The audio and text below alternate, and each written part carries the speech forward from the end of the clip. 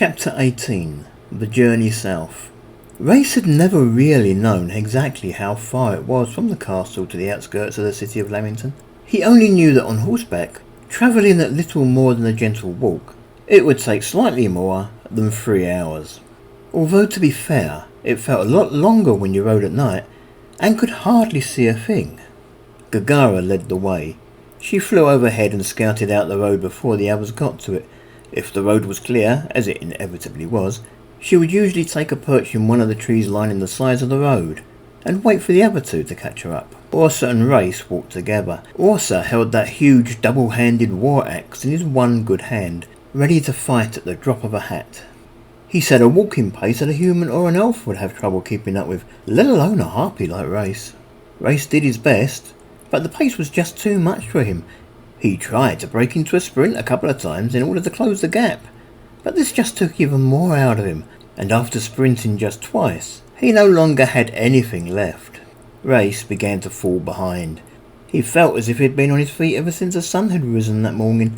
He definitely hadn't had a proper chance to rest since he had left the slavers' camp. Eventually, the tiredness got to be too much for him. In fact, he had barely been on the road for 20 minutes when he decided he needed to sit down and rest for a bit. It was nice to sit down.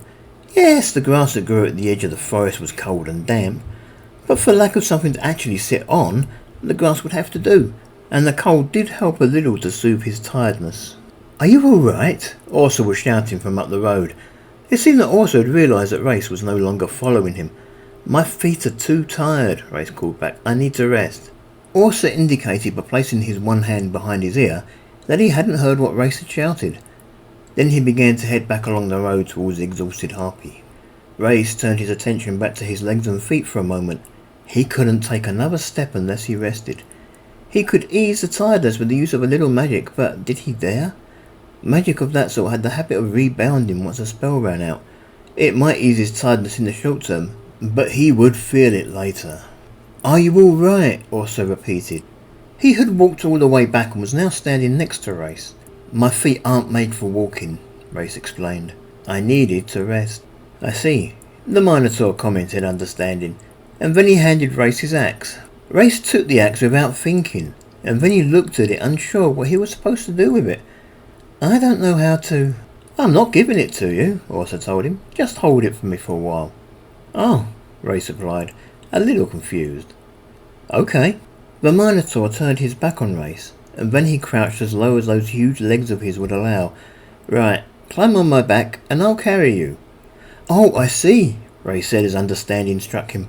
"Are you sure?" "Get on," the Minotaur insisted. "We need to put some distance between us and the castle." "Right," Reyes agreed. He then climbed on to the great Minotaur's back. So it was that they continued the journey to the south, with Orso carrying Reyes piggyback style. Orso held on to the harpy with his one good arm, while Reyes held on with one of his arms and both his legs. With his other arm he held on to the Minotaur's axe, trying to keep the blade away from where it might do either of them harm. "I've been thinking I should lose the skirt," Reyes commented as they travelled. "I'm not sure I want to be associated with the Hope any longer." "If you do your walking," Orso replied. "I'm not going to carry you if you're naked." The city of Lamington, like most cities in Fluff, was surrounded by farmland. The farmland was flat, the crops had been burnt in the fields, and even the small buildings where the farming equipment had been stored, and the houses where the landlords had once lived, had been burnt to the ground. Elves seemed to be combing every inch of the fields, trying to find anything that might have been left behind. For a country that was under attack, it was strange when Reyes considered that this was really the first time since they had left the castle that they had actually seen any kind of elvish activity. By the look of it, the city seemed to be in one piece. But then it was hard to tell from the ground. The city itself sat behind huge stone walls that dominated the skyline. In front of those walls were masses of tents, as of an army preparing to lay siege. "Put me down for now," Reyes asked Orso. The Minotaur did as requested, and Reyes dropped to the ground. It had felt good being carried. Reyes had had a chance to let his feet rest properly, and even his wing wasn't bothering him quite so much as it had. This might be a nice opportunity to try and cast a regeneration spell, and maybe fix it. Gaggara, evidently having seen that they had stopped, flew back towards them. She flew overhead, and with no tree close by for her to find a perch in, she landed just behind them and asked, "Why are we stopping?" Reyes pointed to the city, I'm thinking we should give it a wide berth. I can see too many elves gathered around the place. I'd like to avoid too much involvement with elves at the moment. Orso nodded. I think it might be wise. 3 stragglers in the uniform of the Hope are not likely to be well received. The thing is, Reyes hesitated before continuing, I'd like to know how the city is faring against the attack. Is it still defending or has it already fallen? Is my brother Greyforth alive or dead? Is he free or a prisoner? Gaggara smiled. You'd like me to take a look? Take that skirt off, Reyes said, and you'll be the least conspicuous of us all. Just fly over the battleground. Don't get in arrow range and definitely don't let them hit you. Find out what you can, but don't put yourself or our child at risk. Gaggara laughed. Take off the skirt, she mimicked. You've been trying to get me out of the skirt ever since I put it on. Another female harpy flying over the city would be less conspicuous than a soldier of the Hope, Reyes explained defensively. Okay, handsome, Gaggara grinned. She undid the skirt and let it drop to the floor. Enjoy the view? I do, my love, Reyes replied. I do. Gaggara laughed again and then she took to the air and flew off towards the city. I don't get it, Orso remarked. I thought harpies usually went around undressed. Why did she think you'd care about seeing her naked? She was teasing, Reyes explained. She likes to tease me. So, Orso said, watching as Gaggara disappeared into the distance. What do we do while she's gone? Reyes sat down on the edge of the road and did his best to look over his shoulder at his broken wing. A regeneration spell would work so much better if he could actually pour energy into the part of him he wanted to fix. As it was, his arms just couldn't reach that part of him. I'm going to try and cast a spell. Then I thought maybe we could do a little hunting together. I don't know about you, but I haven't eaten since this morning. What kind of spell? Orso asked. One that will enable me to fly again, Reyes replied. If this works, I'll have a look at fixing your hand. Oh, Orso said, I know. The same thing you used on Liddy. Exactly, Reyes replied. Now, please be quiet for a couple of minutes. I need to concentrate. Orso didn't reply. Reyes wondered for a moment if the Minotaur had understood his request and glanced briefly towards him. Orso was standing nearby, resting on the handle of his axe, his eyes glued to the harpy. When he saw that Reyes was looking his way, he stood up straight and placed an index finger across his mouth to indicate that he was being quiet. Then he smiled at Reyes and settled back onto the axe handle. Reyes closed his eyes and began to concentrate on the spell. First, he gathered the energy into his very being and projected it into his hands. Then he folded his arms in such a way that his left hand was touching his right shoulder and his right hand was touching his left shoulder. That was as close as he could get to his wing without contorting himself into an uncomfortable position that might break his concentration. Slowly, he began to let the power seep through his hands and into his shoulders. Then Reyes began the chant. Having the magic pervade his body was just one thing. The chant was what moulded that magic into shape. The chant for regeneration was long and hard, and required that he concentrate the entire time. As he approached the last words of the chant, his wing began to bother him again, but he refused to be distracted by it. Reyes finished the spell and looked over at Orso. At first, nothing felt different. Then there was a strange tingling sensation in his wing. It took Reyes a moment to realise that the tingling feeling wasn't pain, but the wing slowly knitting itself back together. Did it work? Orso asked. I think so, Reyes replied uncertainly. He tried to flap his wings and found that he could do so without pain. Thank the gods for that, Orso replied. Though I don't begrudge carrying you, you aren't really all that heavy. I prefer not to have to. I don't like being carried either, Reyes admitted. Now, come over here and I'll see if I can fix your hand. Then we should go and see about catching some food before Gaggara gets back. Gaggara returned about an hour later. By the look on her face when she landed, it was clear to see that she was surprised to find both Orso and her boyfriend sitting around a fire cooking what looked like a rabbit. Food?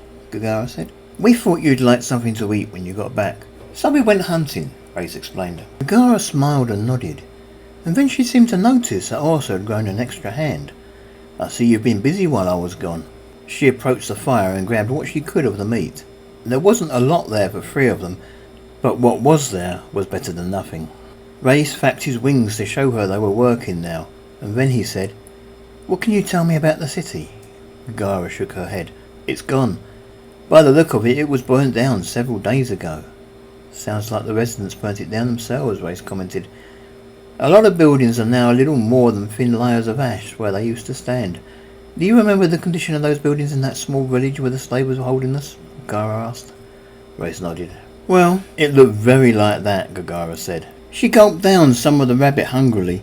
Some of the brick buildings still seemed to be in one piece, although even they were badly charred, and their contents had been gutted. It looks to me as if someone purposely set light to the furniture. There wasn't a sign of a single human. So Leamington has fallen, without a shot being fired, Reyes muttered. What? Gaggara asked, tilting her head slightly to one side. Nothing, Reyes replied. I was just thinking out loud.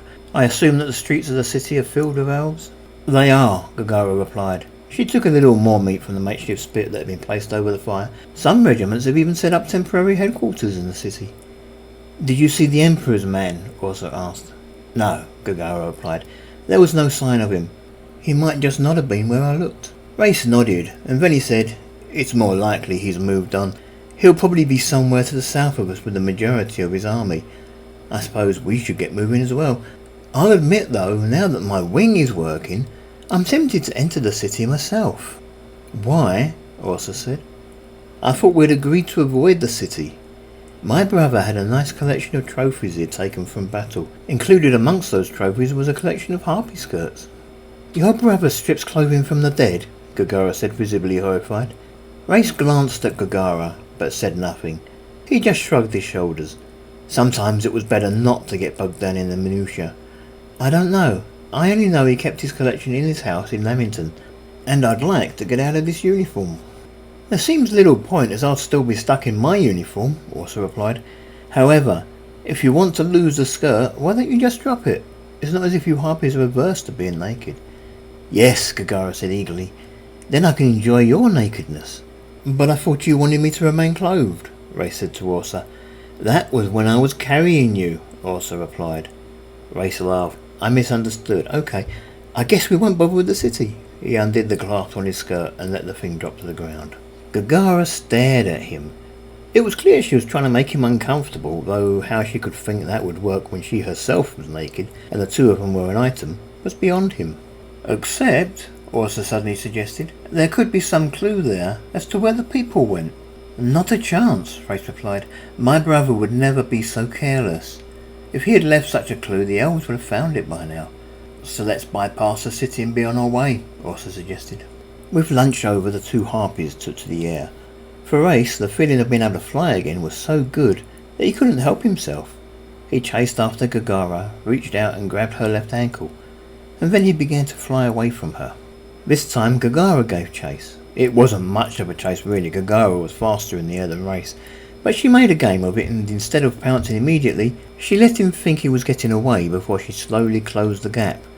Then she slapped him gently on the rump and began to fly away in the opposite direction. The game continued, Gaggara always flying at a pace where Reyes could catch her, then speeding up just a little when it was her turn to pursue. They circled each other slowly as they played. It was good to be alive. Slowly they skirted west along the edge of the farms. There were elves all over the farms, but not one of them paid either the harpies or the minotaur anything other than a cursory glance. Reyes assumed that harpies were now fairly common in this part of the world. They headed west along the extent of the farmland that surrounded the city. Then Orso, the only one of the three still on foot, ducked into the cover of the forest.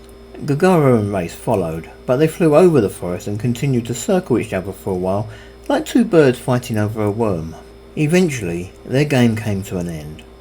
Gaggara returned to scouting out the way ahead. She flew south, trying to keep parallel with the King's Eastern Highway, for it was to the south that they now intended to go. Reyes landed on a branch near to Orso in order to keep the Minotaur company. Despite the fact that they were no longer on the main road, they continued to make good time. There were all manner of old trails threading through the forest. Some of these amounted to dirt tracks that linked villages to each other. Others were old hunting trails used over and over again by the local villagers in pursuit of their game. Orso made good use of them all. Since it was in the nature of some of these trails to lead the way to the nearby villages, it wasn't long until Gaggara was flying back and reporting that there was a village on the path ahead of them. Elves? Reyes asked. 20, maybe 30, Gaggara replied. I didn't see any humans. Good, Reyes said. Good. This was how it seemed to be with the villages. In most cases they hadn't burnt down their own houses as they had in Leamington or Damothe. Instead, they had just vacated them as if they were expecting to come back sometime in the near future. In most cases, the crops had been left to grow in the fields, and even some of the livestock had been left behind. At the third village they came to, the human population had taken the threat of invasion from the elves so lightly that instead of evacuating, they had stayed to fight. According to the report from Gaggara, Reyes didn't go and look for himself. The humans were all lying dead in the streets, and they had all been placed in nice neat piles ready for disposal. The men, the women, the children, all slaughtered in the name of the greater glory of the Elven Empire. Needless to say, the elves were celebrating their victory. "I'd like to slaughter them," Reyes muttered. "Getting ourselves killed won't bring them back," Orso replied sternly. They continued south until the sky began to turn dark with the first vestiges of dusk. They had made good progress getting this far, but they were still a good few miles north of the border with the Dukedom of Carlis. Gaggara waited for them in the branch of a tree. Reyes flew up and landed next to her, and together they waited for Orso to catch up with them. "It's getting late," Gaggara declared. "We should stop and eat before it gets too dark to hunt." "The night is unimportant," Reyes assured her. "I can enhance our vision with a spell." "Can you also enhance our praise vision?" Gaggara asked. "So it doesn't know to go to sleep." "Okay, sweetheart, you catch us what you can. I'll find a clearing and get a fire going," Reyes replied. Gaggara leaned over and kissed him gently on the side of the mouth, and then she took to the air again and was shortly gone from sight. Reyes stood there, perched alone on the branch, waiting for Orso to catch up. Then the two of them set about finding a suitable campsite. Gaggara was gone for over an hour. It had gone dark when she did return. Part of this delay may have been that she didn't know exactly where the other two had set up camp. She had to zero in on the campfire, and even then she circled the camp a couple of times as if to make sure. Finally she landed in the clearing, a baby boar held tightly in her arms. "It's not easy to get back off the ground carrying something this size," Gaggara said. "I wish I had a few girls with me to help." "I know," Reyes said. "You still want to be the leader of my village." "I am the leader of your village," Gaggara shot back. "I just think someone with butcher's skills would come in handy. Or at least butcher's knives." Gaggara extended her claws and began to deftly remove the skin from the boar. "You're good with your claws," Reyes complimented her. "Thank you, handsome," Gaggara replied. She skewered the boar and placed it over the fire to cook. "I wish I could say the same about you. But then you're male, so it's not as important for you to learn." "I'll admit, I prefer a sword in my hand," Reyes replied. Gaggara nodded. "Maybe one day, when I get a chance, I'll teach you how to use your claws properly." "I'd like that," Reyes told her. "I saw another village up ahead while I was out hunting," Gaggara said almost disinterestedly. "Only a small place, 2 rows of houses and what looked like a shop. It seems to have been built on the edge of a river." "Really?" Reyes replied. "There were lots of villages built on the edges of rivers. It was one of the key factors that had been used when deciding the location of a new village. Perhaps if Reyes knew the name of the river involved, it would help narrow it down. Such information might even be helpful for telling him how close they were to the border." "I assume it was occupied?" "Elves again," Gaggara acknowledged. "I couldn't see how many. I'd guess 20, maybe 30. That seems to be the standard garrison size for a small village." Reyes nodded. "We can skirt around it tomorrow." "It looks as if the human population didn't leave this time," Gaggara explained. "It must have been past curfew when I flew overhead, so I didn't actually see any in the streets, but there were lights on in many of the houses, and the elven soldiers were patrolling the streets, rather than partying as they were in the villages where the humans had left." "Although I'd like to help the people," Reyes said, "there are only 3 of us, and we only have 1 axe between us. Did they see you?" "They must have," Gaggara replied. "But what's another harpy in this part of the world these days?" "True," Reyes admitted.